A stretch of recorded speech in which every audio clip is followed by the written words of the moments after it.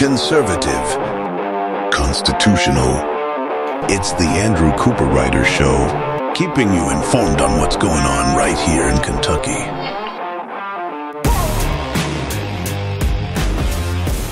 And welcome, everybody, to another amazing day here on the Andrew Cooperrider Show. Of course, I'm your host, Andrew Cooperrider. You know, sometimes I'm clairvoyant, sometimes I can tell the future. And yesterday, you watched a show, hopefully, if you're watching every day, which if you're not, shame on you. What are you doing out here? I'm out here making them every day. Why aren't you listening to them every day?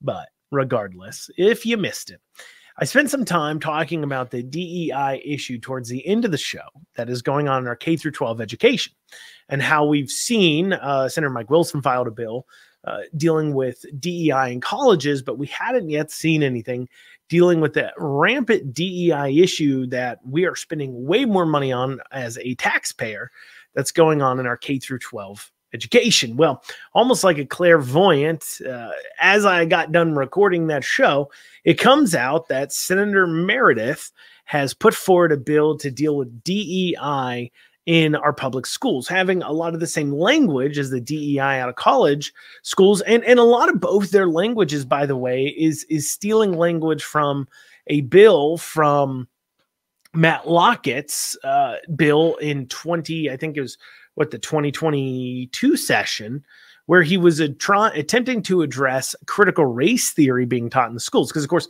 DEI was just CRT rebranded. And if you don't put a stop to this, they're just going to rebrand DEI as something else as they continue to push this idea of racial division. And that, of course, you know, race is all that they should be paying attention to, or gender, or everything else, instead of looking at a person as an individual, which is the ultimate evil of all these things, is it looks at people as collectives, classes, races, genders. It doesn't look at each individual person, student, if it's in a school, as an individual with their own individual issues and challenges.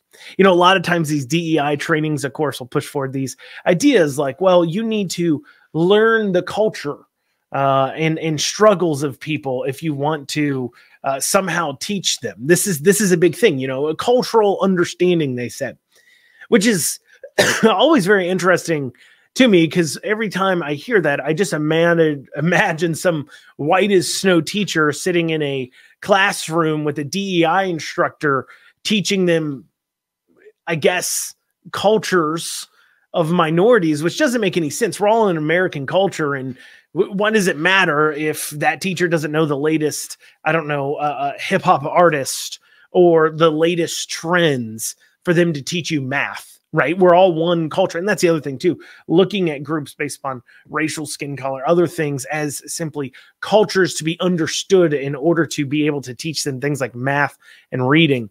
Absolutely, obviously ridiculous, but we've seen this big push. I was calling it out in K through 12. Senator Meredith put forward a bill.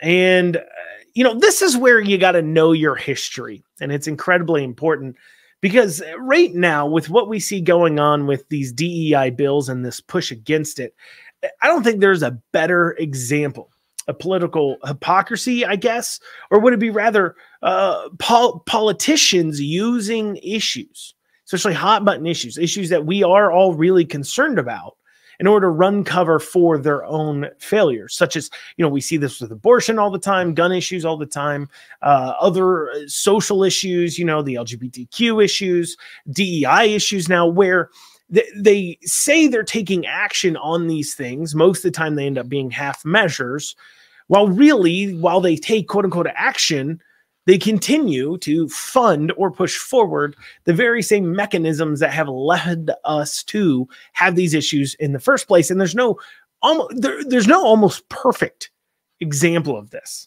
than the DEI issue in the state Senate right now. And here's why. Let me break this down.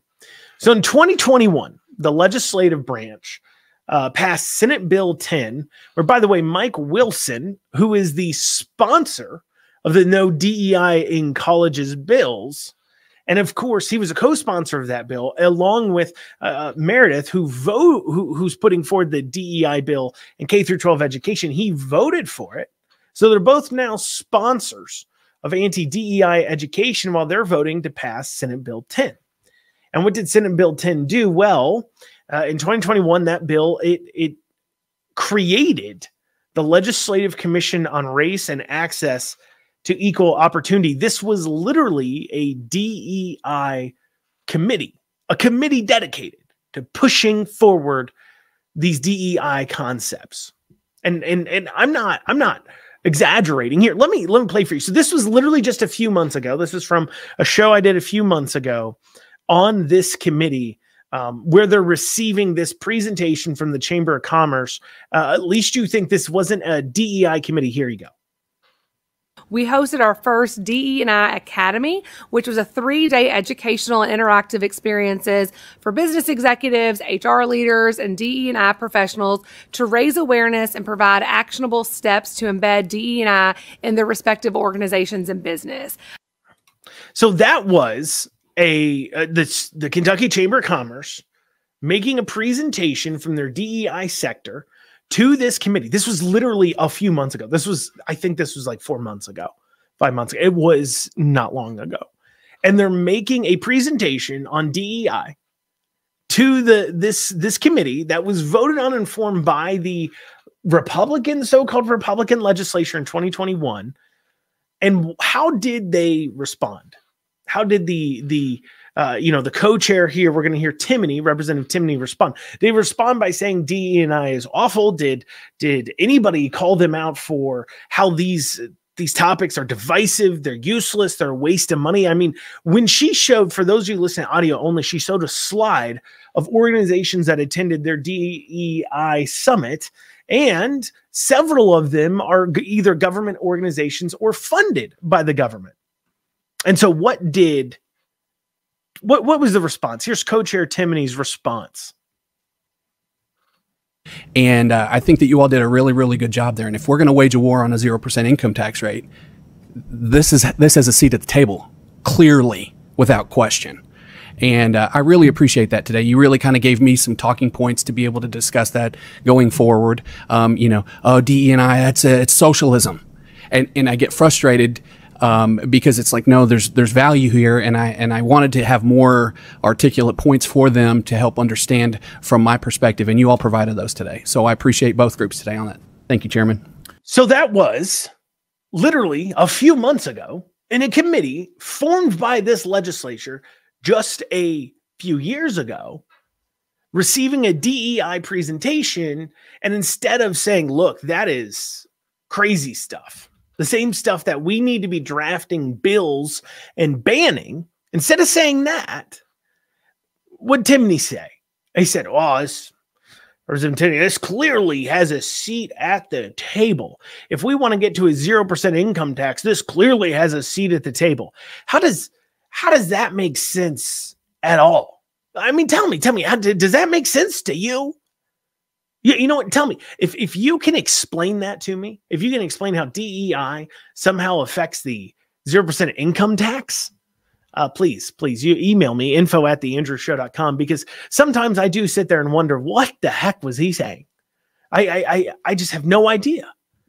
But so the same people that forwarded that, voted for that committee, the same ones are now putting forward bills banning the very thing that they've been spending our money on for years to push forward. And this wasn't done by the governor. This was done by the legislature. Is it just Beshear being a crazy lefty? This is the Republican legislature's actions. And they did something else too.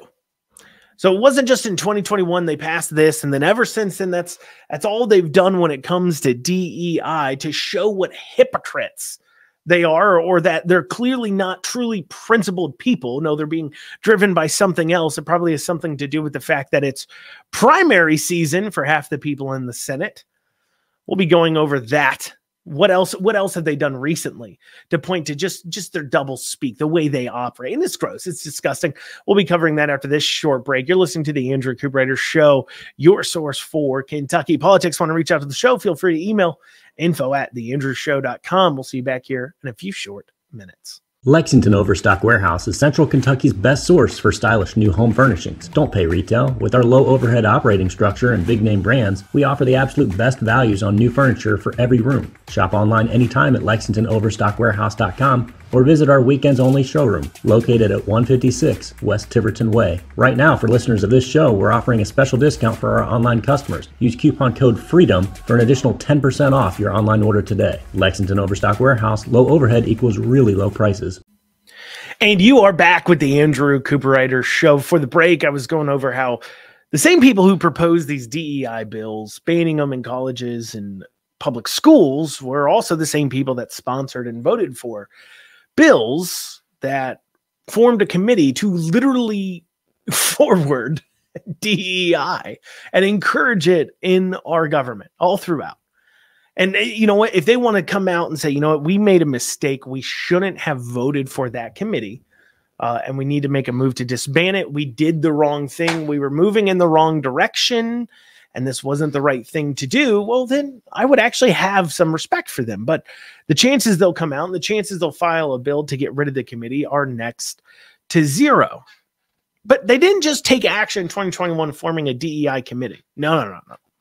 See, then in 2023, these same people that are coming out now about how destructive DEI is endorsed the same DEI consultant who, by the way, held a DEI summit for colleges a few weeks prior. No, I'm not kidding.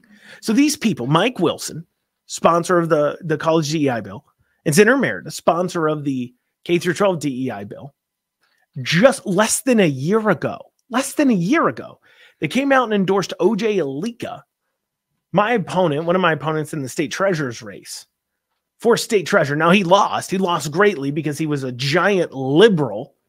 We did a great job exposing for what a crackpot he is. But anyways, and he was the major pusher of that Senate Bill 10. He actually ended up being a citizen member of the board, and it was one of his key pieces of legislation he was pushing for it and lobbying on.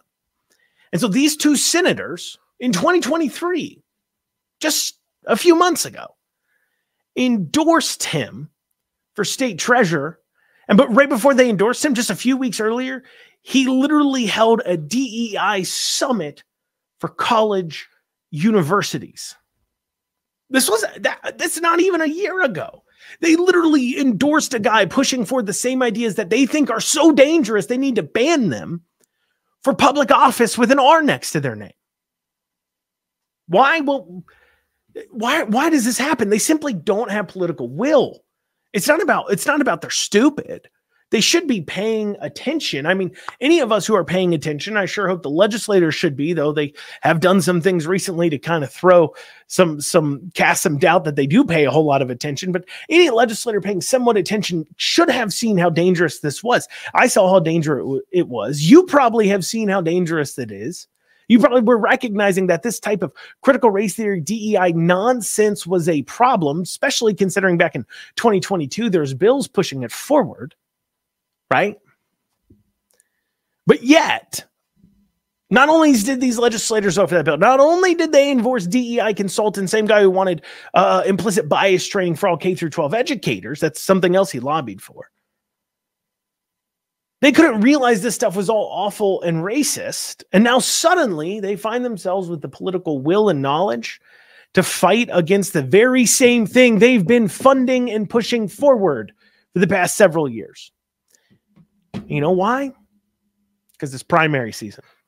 You know, this is why people running for office, I talk to people, I say, hey, go out there, run for office. And I'm not going to mince words about how difficult it will be if you want to win. And there's some, calculation about why you should run or why you shouldn't run. But if you can put forward a strong competition against a bad incumbent, a strong push against them, right? So you're going to be willing to spend the money, go knock doors, and have a chance. You think, I may have a chance to win, I may not. But just you challenging them on the ballot causes things to happen. I mean, me challenging Senator Douglas back in 2022 made them in the COVID emergency. I mean, they had to give it to Douglas to give him the win because I was calling him out for breaking one of his campaign promises he had made to not further vote for continuing the state of emergency for COVID. He voted for it anyways. I called him out for it. Within a week, they were ending the state of emergency, and it was Donald Douglas pulling it forward. So even if you lose, you challenging them does accomplish things if you put forward a good, strong challenge. In this case, Senator Meredith is being challenged by a guy with the last name Ballinger. I don't know much about him, but I'm told he's a pretty good guy. He's being challenged by him, and he's worried about it. And he's worried about it partially because, of course, Senator Meredith does not get along well with his constituents. He may think he does, but literally everybody knows he's a pompous jerk that talks down to them, so they don't like him. And where he has endorsed recently that DEI consultant, where he voted for the DEI committee, right, the Commission on Race and Access to Equal Opportunity, where he voted for that and is endorsing DEI consultants, he is weak and open for attack on this issue. And so in order to shore that up, we got to have these votes. We got to have a DEI vote in colleges. We got to have a DEI vote on K through 12 education. I need to sponsor that. So that way, when come primary time and I'm being hit for being such a liberal, I can pretend to say I did something. Now, it kind of sucks, obviously, because they can wreak havoc and cause problems. And then they do one thing good to somehow, not even good, but they just, even if it's only, you know, just a, not real. It's just something that they're doing to fake it. They now have bought back the ability to kind of push back against issues with the voters. Well, if the voters were informed and aware, they would be like, "Well, buddy, the only reason why we're in this mess is because of you, because you kept voting for this stuff. You kept endorsing these people." So it sucks that it wreaks havoc, but at least now they're coming forward with a solution to the problem that they caused. But the issue here, and the reason why, even with them coming forward with a solution for they caused, shouldn't keep them in office, outside the fact that it shows that they have no political will. In the first place, all the money that's been spent on this is gone already. Let's see them also take the step to get rid of this statutory committee. Let's do that. But anyways, but they've also been funding a base of support for these types of things, and they can rebrand and rejigger just like they did from CRT over to DEI, and they can march onward still continuing to spend our money. They can march onward still. I mentioned earlier, of course, I'd throw a little mess in the idea that our legislators are somehow intelligent or paying attention, and they've done something to kind of point it in the different direction. Because, you know, speaking of messes, we had last year, towards the end of the session, a bill passed that was dealing with the Kentucky Fish and Wildlife, and in the bill was a rider that allowed Kentucky Fish and Wildlife to require you to get a license, a hunting and fishing license, if you wished to hunt or fish on your own land, if it was less than 5 acres. So what they were claiming, okay, this is the issue that they were claiming. What they were claiming is that people with small amount of acreage was not getting a license, going out and hunting on other people's land, and then was claiming, no, I got this deer or I got this fish or something on my land, and so therefore I don't need a license to do that. And so they put in place a rider on the provision here on the bill in order to say, hey, look, you know, we need to shore that up and make people buy a license, which of course is ridiculous. You shouldn't ever have to, regardless of the amount of acres you have. If you've got a 1 acre plot and you can safely and reasonably sit out back there, you know, you put forward a corn feeder or something, and you've been able to get deer to come onto your property, you should absolutely be able to harvest those deer without getting a license. Here's the bill in question here that passed, and this is what it says. Okay, the resident owner of farmlands of 5 or more acres, or his or her spouse or dependent children, shall, without procuring any sport hunting or sport fishing license, have the right to take fish or hunt during the open season except trapping. So you see there, they add the resident owner of farmlands, and then they added of 5 or more acres, and then they added it again of 5 or more acres. So they added on that rider of 5 or more acres. And so they presented that to the legislature, and the legislature was caught with their pants down, as apparently hardly any of them read the bill. Hardly any of them did. Now some of them said that they were lied to about what the meaning of the bill was, which they should keep that in mind in the future. But they just didn't read their bill. And because the legislators were caught with their pants down, didn't read the bill, a bunch of people had to go out and buy a hunting license to hunt and fish on their own land this year. And so they know they needed to clean that up. That was a boo-boo mistake. We should have maybe read what we were passing, but leave it to legislators to not bother to even peruse the laws they make. That's why, when I was talking about the legislature being full-time and having more time to pass more laws, why that would be a bad thing. This is a perfect example. With the short amount of time they have, they don't even read the laws that they're passing. So the first bill to get an actual hearing in a committee, the first bill that should be voted on, I believe it should have been voted on yesterday, was Senate Bill 5, which simply repeals that 5-acre rider and allows hunting and fishing on your own land, regardless of acreage size. And it just goes to show this is why you can't even if they say the right things, you can't trust them still, most of them, because they're not paying attention. Be careful about who you're voting for and who you're supporting. When you're considering candidates, maybe ask them a simple question. How does a bill become a law? And ask that to a legislator too. And if a legislator can't describe it in 2 minutes, get a new legislator. They don't feel like informing you about the process. And if a candidate can't explain it to you, you shouldn't vote for them for that office. I think that should be pretty clear and straightforward. At least I would think so. But, that's one of the things I look for.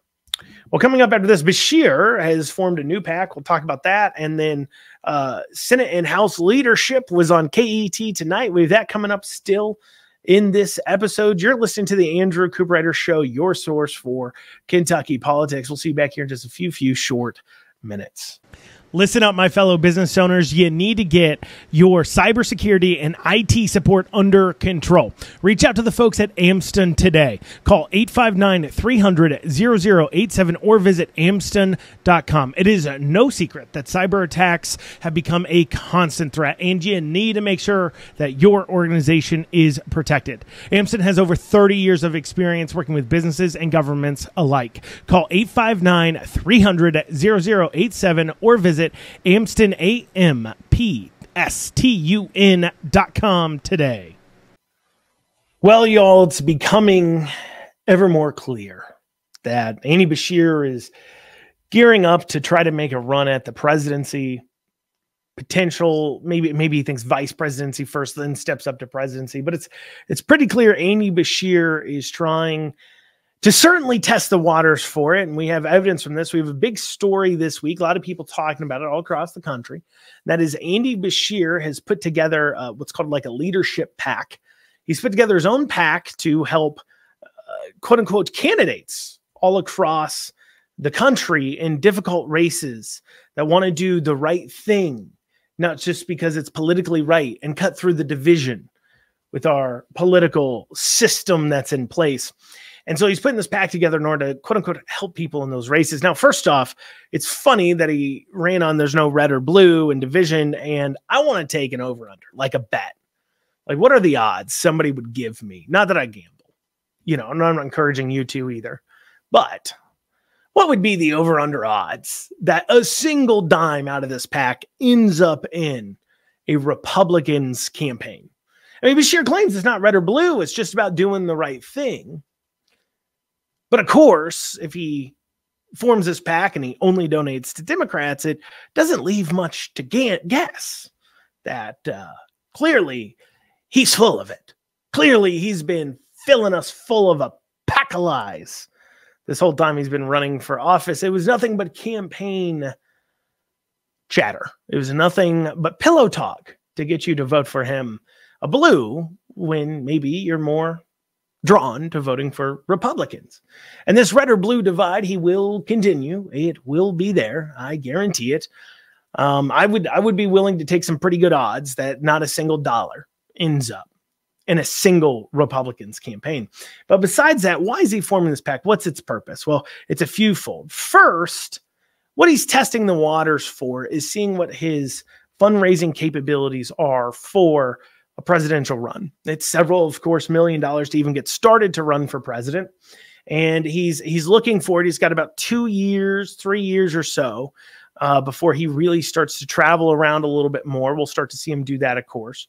And so he wants to see what the viability of his candidacy would be. And the best way to do that is to form a PAC for no specified reason that, oh, by the way, those funds can be used, of course, to support him in the future should he run for something like president, something federal.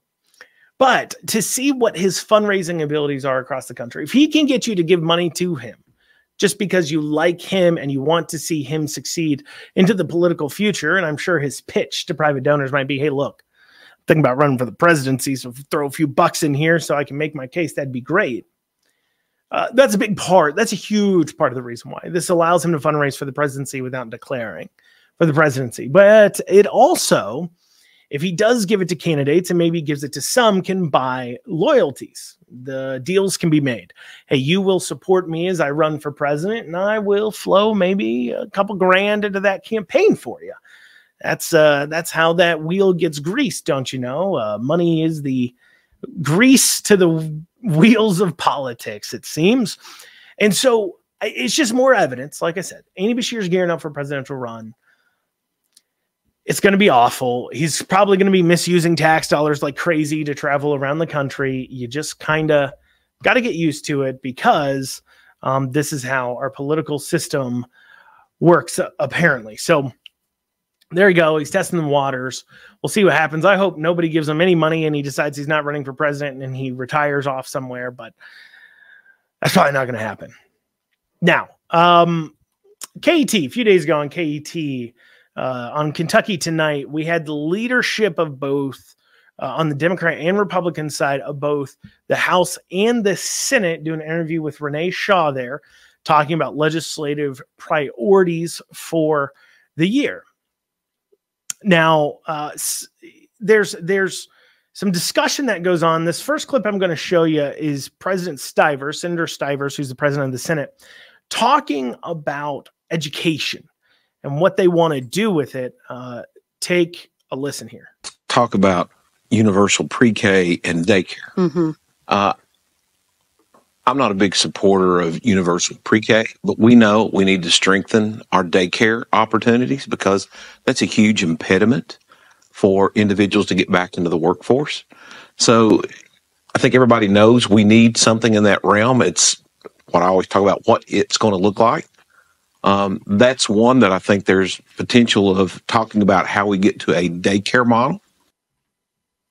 So let me frame that in a little bit here. So they were talking about the budget, things that they would be willing to spend money on. So what he's talking about here in that context is that he is willing to look at spending our dollars, our dollar bills, your tax dollars, on improving our daycare system. And what he's talking about is obviously more government subsidization and more government give outs to these private companies of your tax dollars in order to make daycare work. But here's my point. Before we give a single dollar to a daycare, perhaps we can take a look at some of our regulations, okay? Because there's a few things going on right now with daycare that are causing us to have some issues. So there's a few different kinds of daycare facilities. So license type 1 is probably what you think of when you think of a daycare facility. And that's a license type where, you know, it's a full-fledged daycare facility. They have a director. They're taking care of tons of kids, so on and so forth. License type 2 is a bigger kind of, typically it's home-based. Certified is a person who's gone through some extra trainings and so on and so forth, and they're allowed to have a few more kids in a home-based daycare system. And then registered, they're limited to, I believe, 3 kids or 6 kids of one sibling group, if that makes sense. So they're limited to basically 3 kids that aren't their own child to be in the registered daycare system. Okay, so there's all these different daycare types, and they all pay out differently based upon the requirements. But there's something else that comes with the requirement, current state regulations, and that deals with a teacher ratio, a ratio to the amount of teachers they can have. And I'm going to zero in on infants. So for infants in daycare, you have to have a 1-to-5 ratio. So you have to have one teacher for every 5 infants currently in childcare in that facility. So if you've one employee for every 5 kids, okay, why is this really important? So they talk about we need to have more daycare availability. Well, one way we could certainly see a little bit better daycare availability would be loosening up our registered daycare requirements. And these home-based daycares, they should still get, I guess, inspections and those types of things, but they're only allowed to have 3.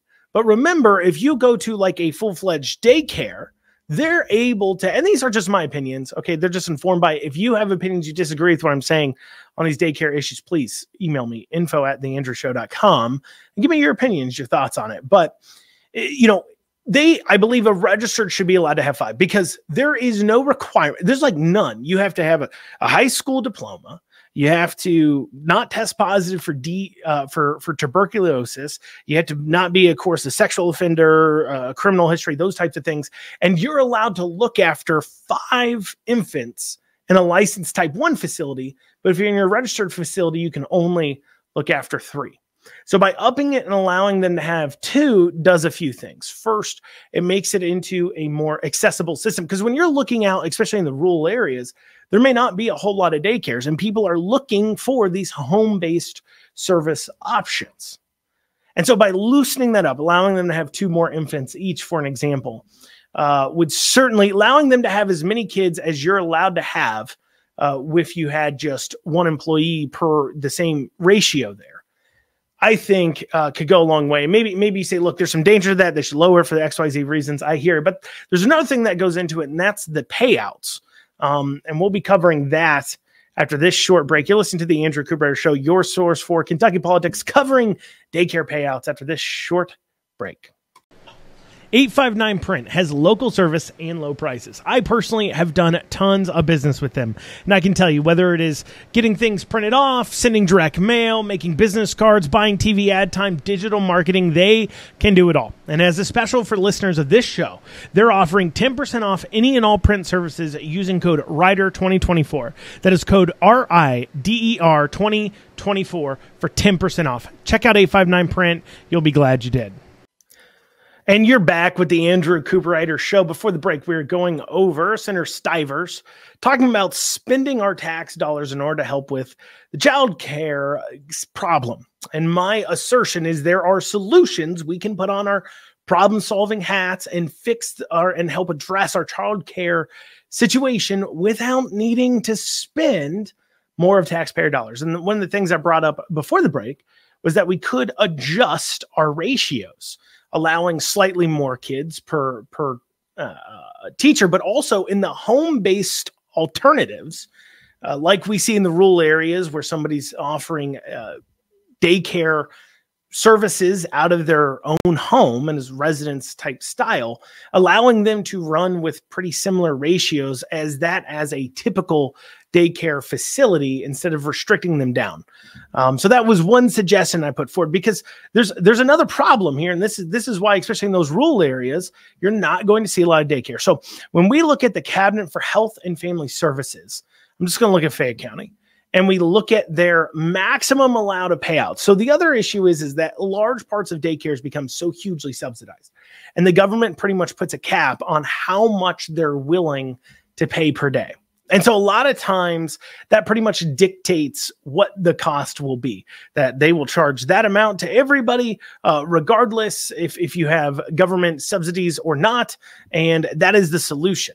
And also we see daycares, because the government, I'm going to go through these payouts, doesn't pay nearly enough, that once again, same thing as Medicare and Medicaid, they will raise the prices for non-government subsidy people in order to make up the difference, meaning now it's taxing you coming and going 2 ways. And so right now, take for example, I was talking about a registered facility, which is only allowed, I believe, to have 3 kids. Like I said, I'm not a lawyer. I read the laws. I'm interpreting them. So I believe they're allowed to have 3 kids that aren't related to them in their home, and they're allowed to watch as long as they're a registered provider. What do they get paid by the government? Maximum amount they get paid for a full day of infant care is $16. So you can take care of 3 kids, 3 infants. You're getting paid, what, 3 times 16. So that's 30 plus 18. So 48. You're getting paid $48 a day. Now you say, Andrew, that's though they're taking care of maybe just their kids or whatever. Maybe they're certified. So if you move up to certified, which is still a home-based alternative, still not allowed to have the same amount. I believe they're allowed to have, I think still less than 5 kids, right? A full day for them to provide care, they're allowed to charge $36 a day. This is in Fayette County too. You go into the rural areas, it gets much less. But $36 a day at 5 infants, if you're allowed to have that, is only $180 a day total to take care of 5 kids. And you have to provide some things. A lot of times you have to, you'll be providing snacks, of course, and those types of care. You've got overhead, of course, that goes into it. It's not like you're just pocketing $180. You got taxes you got to pay. You got other situations like that. But let's go all the way up to license type 1. So that's the type that you think of when you think of a daycare, typically. License type 1. They're paid $47 an infant a day. So at $47 an infant a day, and you're only allowed to have, you have to have 1 worker per 5 infants. That is, what is that? $235 a day per employee. Now, here's just little facts for you. So if you want to have a good person, hire them, you're competing on the job place. Let's say you got to pay at least $15 an hour, but your cost isn't only $15 an hour.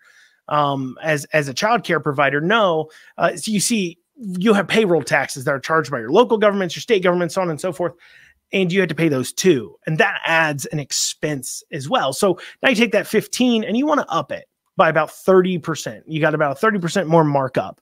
So really now the cost becomes $19.50 an hour.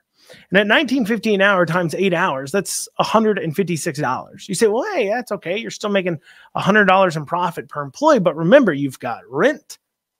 You've got management, right? A license type 1 has to be run by a person who has at least generally speaking, at least an associate's. There's other ways they can qualify, but at least an associate's degree. So you got rent. That's just their hourly pay. So you're not offering any benefits either. So that can be hard to hold on to people, especially people who work with kids a lot. You're going to have to offer benefits eventually, right?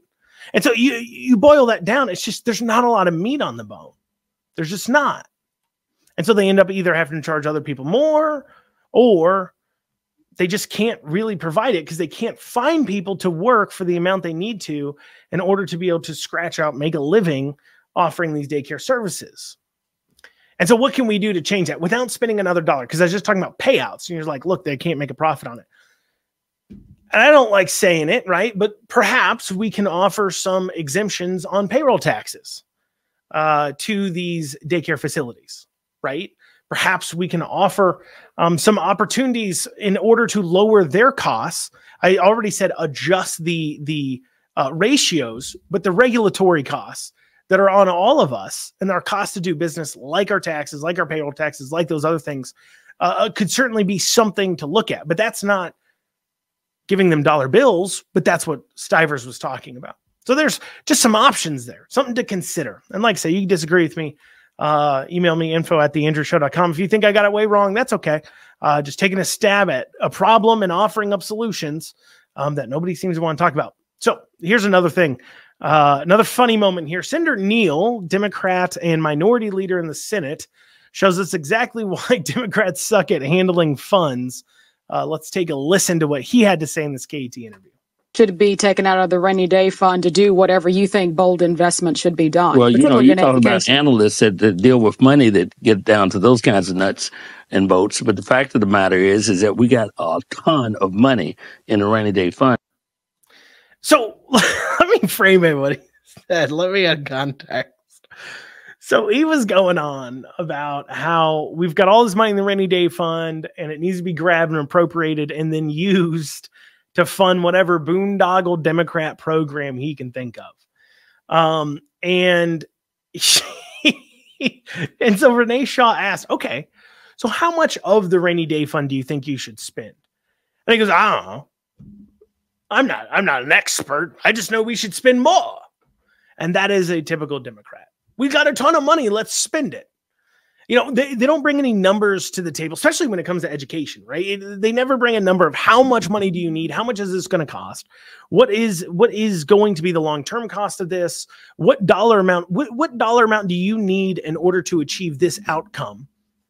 And if you're not achieving that outcome, then maybe we pull back funding and we look for a new solution. No. It's always more money, and there's never an amount. Imagine if you ran your household that way, where you say, oh man, you know what? We've saved up money. I need to buy a dryer for the house. And my dryer broke. I need to buy a dryer. We've saved up money. So let's go out and get a dryer. And you look at your savings, you look at all your bills, and you make a decision of what's your budget of what you can spend on that dryer before you ever make the decision, right? You look at the budget, you figure out what you can afford. You say, maybe we need a dryer. What are some of the other things, right? You consider that out, and then you make your purchase. The way apparently Senator Neal would run things is just, oh, the dryer broke. We need to go buy one. And his wife goes, oh, okay, how much should we budget for the dryer? I don't know. We need to talk to the experts first. I can't make that decision. Yes, I'm in charge of voting on this. I really should be the one bringing the solutions to the table of the conversation. But I'm just going to loudly proclaim we need things and then not tell anybody how much they are, which just is point in case why Democrats are so awful with money. I mean, I'm not going to pretend Republicans are significantly much better, but at least I would hope when a Republican comes to the table saying we need to spend more money on XYZ, they would then have a dollar amount for that money. But of course, not really the case, at all. But that's kind of typical. That's what you can expect from what we have going on when it comes to the liberals. They're just not very intelligent all the time, you know, or it's always there. I mean, they look at government as a never-ending pot of money. I mean, to hear sometimes how they discuss some of these fiscal issues is just even understanding. So Stivers brought up a good point when they're talking about education, where, you know, Beshear pushes for that 11%, you know, raise for the teachers. He brings up, hey, look, I don't even think that's legal because we have to fund all school districts equally.